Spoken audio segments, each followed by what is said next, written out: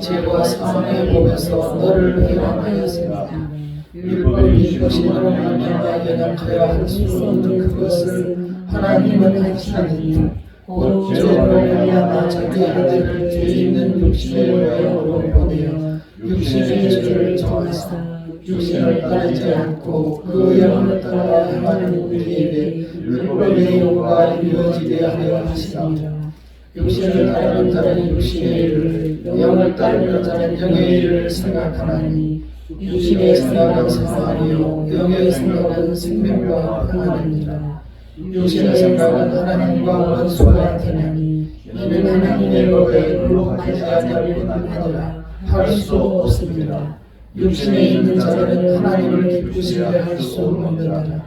만일 너희 속에 하나님의 영이 거하시면 너희가 육신에 있지 아니하고 영에 있나니 누구든지 그리스도의 영이 없으면 그리스도의 사람이 아니라.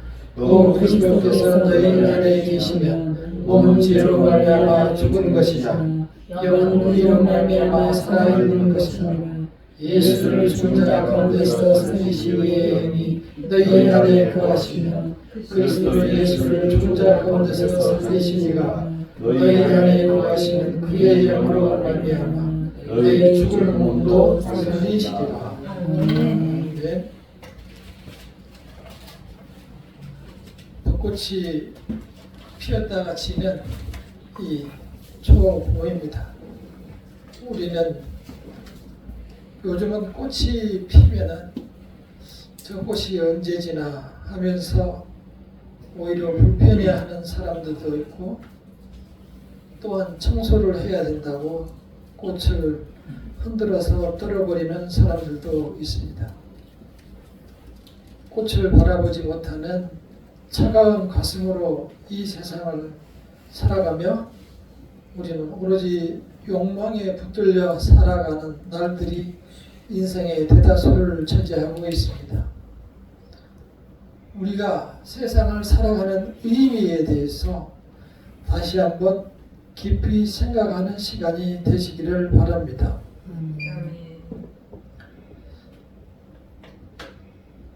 이 짧은 시 중에 이 시가 있습니다. 봄이면 자주 생각나는 시입니다. 함께 한번 읽어보도록 하겠습니다.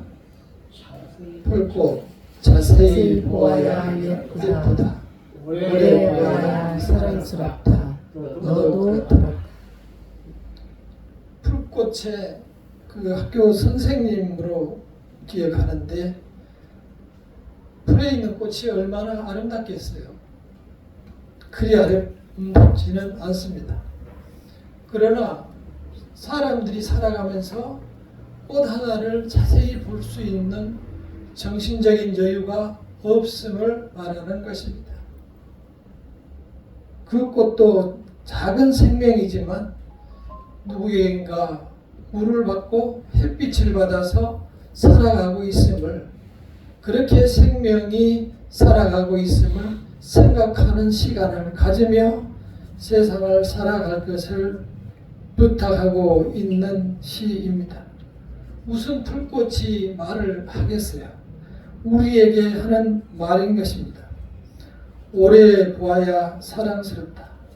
사람을 사귀고 나면 오래 사귀다 보면은 다 흠이 드러난다고 하고 실수 안 하는 인간이 없다고 싫어합니다. 그러나 이 시인은 오래 보아야 사랑스럽다라고 말합니다. 원래 사람은 아름다운 사람들이었습니다. 우리도 마찬가지였고 우리 손자도 정말 아름답습니다. 그냥 보기만 해도 아름답고 힘들 때 손주가 웃는 모습을 보며 힘을 얻습니다. 우리는 이러한 아름다움을 이미 마음에서 잃어버리고 살아가며 이 세상에 발맞춰 살아가는 것이 최선이라고 생각하고 살아갑니다. 어쩌면 세상이 우리를 그렇게 힘들게 하고 있는지도 모르겠습니다. 그 말이 맞을 것도 같습니다. 여기에서 너도 그렇다라고 시인이 말하는 것은 인생도 마찬가지로 자세히 서로를 들여다보고 나쁜 것은 버리고 좋은 모습으로 아름다운 모습으로 살아가라고 권고하고 있는 것입니다. 하나님께서 처음에 이 세상을 만드실 때는 정말 좋았습니다. 창세기를 읽어보십시오. 빛과 이 지구 세상과 만물을 만드신 다음에는 하나님께서 스스로 감탄하기를 정말 좋았더라 이렇게 말하고 있습니다. 그리고 마지막 날 인간을 만든 다음에는 정말 좋았더라, 심히 좋았더라라고 표현하고 있습니다. 그 인간이 하나님께서 보시니 하는 짓과 일과 생각하는 것이 하나님 보시기에 너무 아름다운 거예요. 하나님이 감동하신 거예요. 그 아담이 학교를 많이 다니거나 무슨 명예를 얻어서가 아니고 무슨 권력을 가져서가 아니고 얼굴이 잘나서가 아니고 그 아담이 생각하고 진실하게 지혜롭게 살아가고 행하는 그 모습이 하나님 보시기에 너무 완벽하고 아름다웠어요. 그래서 이 심히 아름답다라는 그 본래의 뜻은 완벽하다라는 뜻이에요. 참으로 아름답다라는 뜻이기도 합니다.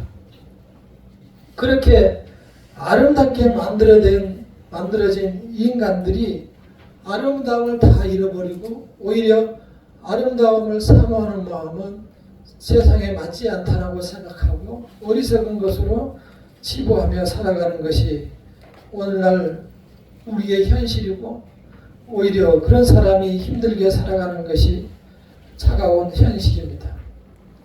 우리는 이 지구라는 세상을 매일 한 바퀴씩 돌아가며 살아갑니다.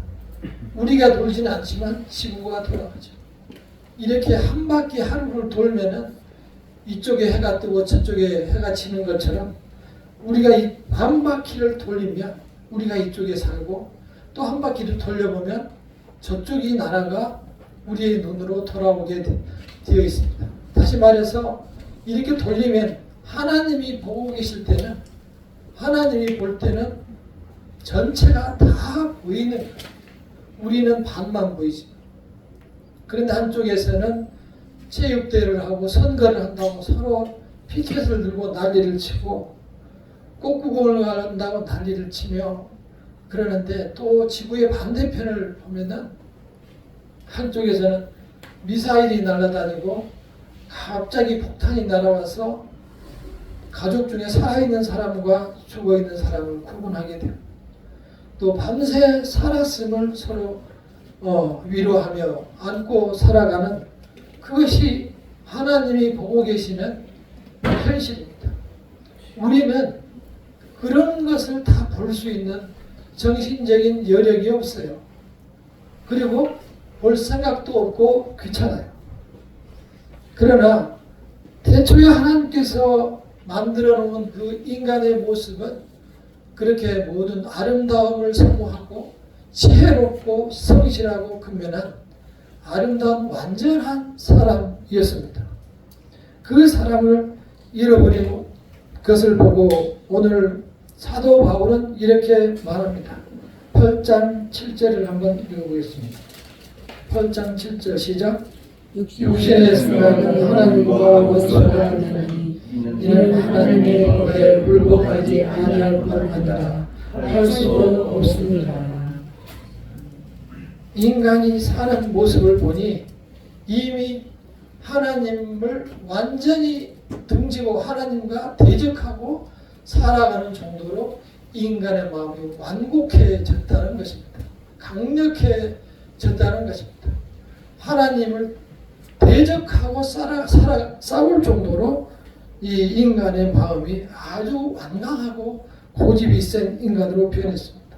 그러한 인간을 진단하기를 육신의 생각은 하나님과 원수가 되나니 사람이 생각한다는 것이 모든 것이 다 악한 뿐이에요. 악을 행하고 악을 사랑할 뿐인 거예요. 그래서 우리의 마음은 이미 하나님을 사랑하고 하나님 앞에 나아가는 것이 아니고 하나님과 대적하고 한번 해보겠다는 생각으로 이 세상을 살아가는 어리석은 인간으로 변화되고 또한 그 하나님의 뜻을 바라고 살아낸 능력도 없는 사람으로 변해버렸다는 것이 바울의 진단입니다. 어떻게 해야 우리가 다시 아담과 같은 사람으로 거듭날 수 있을까? 어떻게 우리가 아담처럼 편안하고 행복한 삶을 살아갈 수 있을까? 그 힘든 가운데 바울이 발견한 힌트가 바로 이것입니다. 자, 1장 1절을 함께 읽어보겠습니다. 8장 1절 시작. 그러므로 이제 그리스도 예수 안에 있는 자에게는 결코 정죄함이 없나니. 그리스도 예수 안에 있는 자, 하나님의 예수님의 십자가를 믿는 자, 십자가를 믿는 자에게는 결코 정죄함이 없다. 다시 말해서 죄를 실어서 수많은 죄를 지며 너가 살아왔지만 그 죄에 대해서 다 용서를 해주고 죄를 정하지 않는다는 거예요. 죄에서 빼주겠다는 거예요. 그래서 하나님의 자녀로 인정을 해준다는 거예요. 사도 바울은 길가에서 예수님을 만난 후에 놀라운 인생의 변화를 체험합니다. 완전히 새로운 인생이 되어버립니다. 그래서 사도 바울은 이렇게 하나님께 감사하지 않을 수 없었던 거예요. 내가 이제 새로운 세상을 발견했고, 지금까지는 예수께서 와서 오병이어에게 보리떡 5개와 물고기 2마리로 5,000명을 먹이신 것도, 또 수많은 나병 환자와 안진뱅이와 눈봉사와 말 못하는 자를 다 고쳤어도 그것을 믿지를 않았어요. 그러나 예수님을 만난 후에 다시 생각해보니 모든 것이 새로운 시작인 거예요. 다시 말해서 그러한 일들을, 예수께서 하신 일들은 이 세상에서는 있을 수 없는 일들을 예수께서 하신 거예요. 그래서 깨달은 바가 뭐냐면은 이제 천국이 가까이 왔구나 라는 사실을 깨닫게 된 거예요.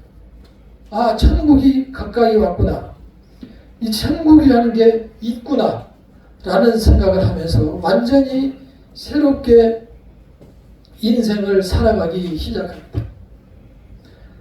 지금까지 사도 바울은 바리새인 중에 바리새인으로 모든 일주일에 2번씩 금식하고 일주일에 또 3번씩, 하루에 3번씩 기도하고 또 11조를 드리고 정말 율법대로 살아오고 수많은 사람에게 율법을 가르치는 율법 교사였어요. 그리고 나를 따르라고 살아왔던 사람이었는데, 그러면서도 이렇게 지금 보시다시피 인간이 결국은 죄를 짓고 살았다는 사실을 바울은 깨닫게 되고 내 힘으로는 도저히 할 수가 없는 존재임을 스스로 깨닫게 된 것입니다. 그래서 다시 바울은 하나님 앞에 자기 자신을 고백합니다. 함께 읽어보겠습니다. 시작. 또한 모든 것을 해로여도 내 주 예수 그리스도를 아는 지식이 가장 고상하니 때문이라. 내가 그를 위하여 모든 것을 잃어버리고 배설물로 여기면 그리스도를 얻고 그 안에서 발견되려 하겠노니. 우리가 어떤 것을 만났을 때, 무엇을 발견할 때 모든 것이 가장 더럽고 내가 지금까지 쫓아다니던 것들이, 내가 그렇게 사모하고 얻고자 했던 모든 것들이 다 배설물로 보일 정도의 변화는 무엇을 얻었을 때일까요? 이 세상에서 내가 쫓던 모든 것들이 다 더러운 것, 추한 것, 이제는 다 내가 버리고 살겠다고 생각할 정도로 소중한 것이 이 세상에 무엇이 있을까요? 사도 바울은 나는 그 시대에 잘 나가던 사람이었고 많이 배운 사람이었고 이름 있는 덕망이 있는 그러한 사람이었습니다. 그러나 자기가 지금까지 알았던 지식은 다 헛된 것들이고 예수를 내가 알았다는 사실이 가장 고상한 지식이라고 스스로 고백하며 지금까지 알았던 것들은 배설물이다. 더러운 것들이다. 이렇게 고백합니다. 이제 나는 그리스도 안에서 십자가 안에서 새 사람이 되고 나는 새로 태어난 사람이 되었다는 사실로 내 자신을 자꾸 새롭게 만들어 나가고 고백하는 것을 볼 수가 있습니다. 그래서 믿음이 여기까지 자라게 되었습니다. 사도 바울은 이제 다른 제자들에게 말합니다. 내가 죽음과 삶, 내가 이제 천국과 지옥 사이에 끼어있다. 함께 읽어보겠습니다. 시작. 내가 그 둘 사이에 끼어있으니 차라리 세상을 떠나서 그리스도와 함께 있는 것이 훨씬 더 좋은 일이라. 그렇게 하고 싶으나 내가 육신으로 있는 것이 너희를 위하여 더 유익하니라. 사도 바울은 그 심령이 이미 천국에 가 있는 거예요. 그래서 하나님 옆에 있는 것이 더욱 좋겠는데 너희를 생각하니 갈 수가 없다는 거예요. 사도 바울도 우리처럼 똑같은 사람이었고 오히려 사도 바울은 우리보다 못돼서 예수 믿는 사람들을 잡아주기는 그러한 사람이었었는데 예수님을 만난 후로 이렇게 완전히 변화되어 하늘을 사모하고 더 나아가서 자기가 놀라운 능력의 사람이 되었어요. 사도 바울이 죽은 사람도 살리고 사도 바울이 감옥에 가둬놨을 때도 도망을 나온 게 아니고 천사가 베드로처럼 꺼내준 사람이었어요. 거기서 찬양만 했는데 모든 옥문이 물려서 옥문이 풀려서 사도 바울이 걸어 나왔어요. 인간으로서 있을 수 없는 일들이 사도 바울에게 일어났던 것입니다. 우리는 이러한 사도 바울을 보며 우리의 생각을 달리 해야만 나에게도 기회가 있고 소망이 있음을 깨달아야 합니다. 우리는 이 세상에서 살아가며 모든 많은 나에게 주어진 일 때문에 그리고 나의 욕망 때문에 힘든 나날을 보내지만 사도 바울은 그런 모든 것들을 다 뒤로 하고 예수님을 발견한 후로 하나님의 나라를 발견한 후로는 이제 오로지 그 길을 위하여 달려갔던 것을 볼 수가 있습니다. 예수께서 모든 치료하는 것을 다 봤어요. 그 능력을 받으니 성령께서 나에게 역사하시니 나에게도 또한 능력이 나타나서 모든 인간이 할 수 없는 능력을 사도 바울이 행하게 되었던 거예요. 우리가 이 세상에서 많은 것을 원하고 바라고 소원하며 이루기를 원하고 살아갑니다. 능력의 사람이 되기를 원하십니까? 하나님의 말씀을 따라서 우리도 이 말씀대로 주의 성령의 역사를 따라 살아보시기를 바랍니다. 성령께서 우리에게 주인이 되시면 우리가 모든 능력의 주인공이 될 수 있는 거예요. 주의 성령께서 우리를 인도하시면 우리가 기쁨과 즐거움과 소망 속에서 이 세상에서 살아갈 수 있는 거예요. 우리가 따라서 하나님의 사람으로 살아가는 것을 주저해서는 안 됩니다. 과거의 삶에서 우리가 이제 새로 살아야 합니다. 사랑의 그리스도의 사랑의 빚진 자로 이 세상을 살아가야 합니다. 내가 그리스도의 사랑을 외면하고는 아무것도 이룰 수 없습니다. 사도 바울이 그렇게 변할 수 있던 것은 바로 그리스도께서 나를 위하여 죽었다는 사실을 깨닫고 나서부터입니다. 그 사실을 깨닫고 예수를 만난 후로 사도 바울은 온전히 나의 인생을 다 하나님께 바치며 살아갔고 그 덕분에 오늘 이 신약 성경 13권이 우리 앞에 있는 것입니다. 특별히 사도 바울이 예수님을 만나고 구원에 이르는 길을 요약해서 가장 압축해 놓은 말씀이 로마서 말씀입니다. 우리는 이제 이 말씀을 의지하며 살아가기를 원합니다. 8장 14절과 15절을 함께 읽어보겠습니다. 14절과 15절 시작. 무릇 하나님의 영으로 인도함을 받은 사람은 곧 하나님의 아들이라. 너희는 다시 무서워하는 종의 영을 받지 아니하고 양자의 영을 받았으므로 우리가 아빠 아버지라고 부르짖느니라. 하나님의 영, 성령의 인도하심을 받는 사람들은 우리가 하나님을 아빠 아버지라고 부르는 거예요. 부를 수 있을 뿐만이 아니라 불러야 하는 거예요. 우리의 믿음이 부족해서 하나님 앞에 아빠라고 부르지를 못하는 거예요.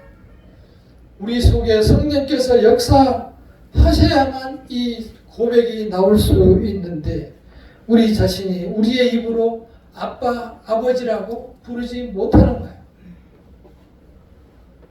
우리는 우리의 심령을 우리 스스로 돌아보기를 원합니다.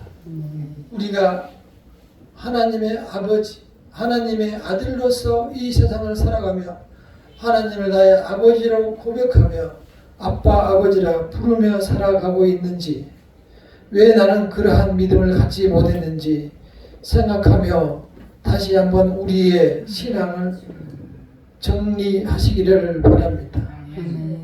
우리 속에 사시는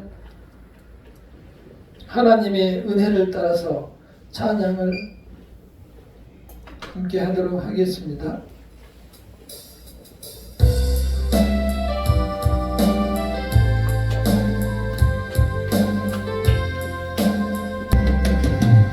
내 안에 사는 예수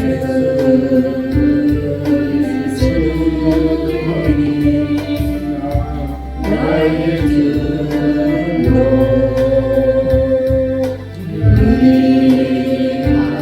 의하리라. 나의 왕 내 노래 내 생명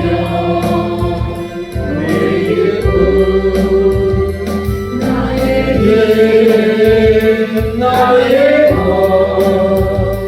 내 평화, 나의 주로 내 안에 사는 예수님이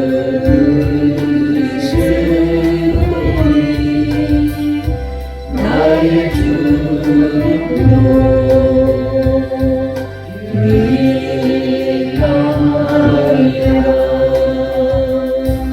쓰시기를 바랍니다. 우리의 힘과 믿음과 능력이 부족해서 우리가 말씀을 살아낼 능력이 부족합니다. 이미 세상의 유혹이 빠져 세상에서 방황하는 날들이 너무 많습니다. 세상에서 발을 빼서 나와야만 하나님께 나아갈 수 있습니다.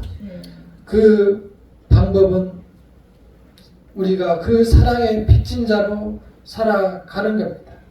사랑하는 일은 힘들고 어려운 길입니다. 우리가 그 사랑을 나의 삶으로 생각하고 나에게 주어진 일로 생각하고 살아갈 때에 나에게 그리스도께서 주신 평안으로 인하여 바울처럼 은혜를 누리며 살아갈 수 있습니다.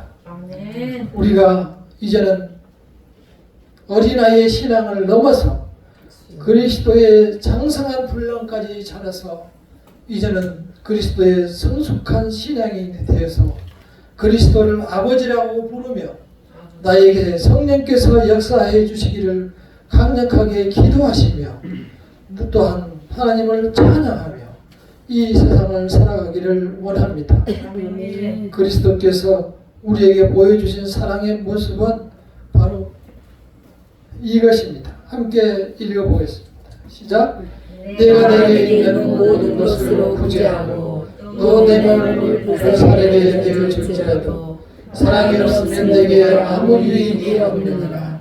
사랑은 오래 참고 사랑은 온유하며 시기하지 아니하며 사랑은 자랑하지 아니하며 교만하지 아니하며 무례히 행하지 아니하며 자기의 유익을 구하지 아니하며 손대지 아니하며 악한 것을 생각하지 아니하며 우리를 기뻐하지 아니하며 진리와 함께 기뻐하고 모든 것을 참으며 모든 것을 즐기며 모든 것을 바라며 모든 것을 견디느니라.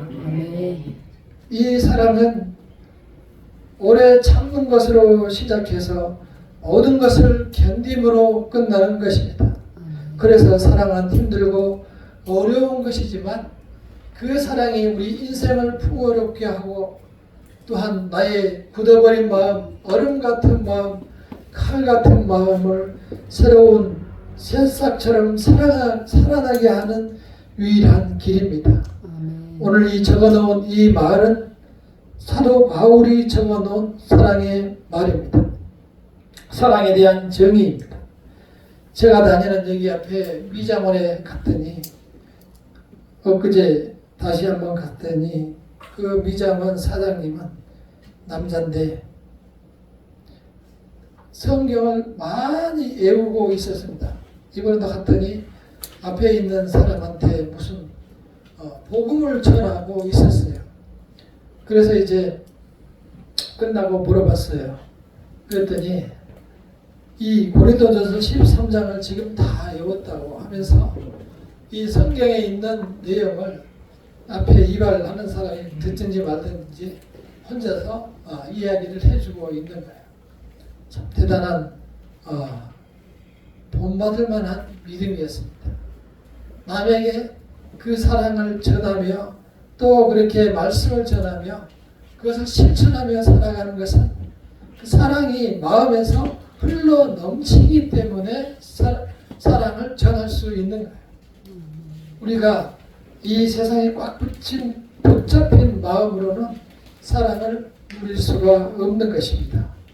우리는 사도 바울이 이 사랑의 빚진 자로 살아간 것처럼 우리도 늘 사랑의 빚진 자로 살아가야만 반대로 내 삶이 행복해지고 풍요로워집니다.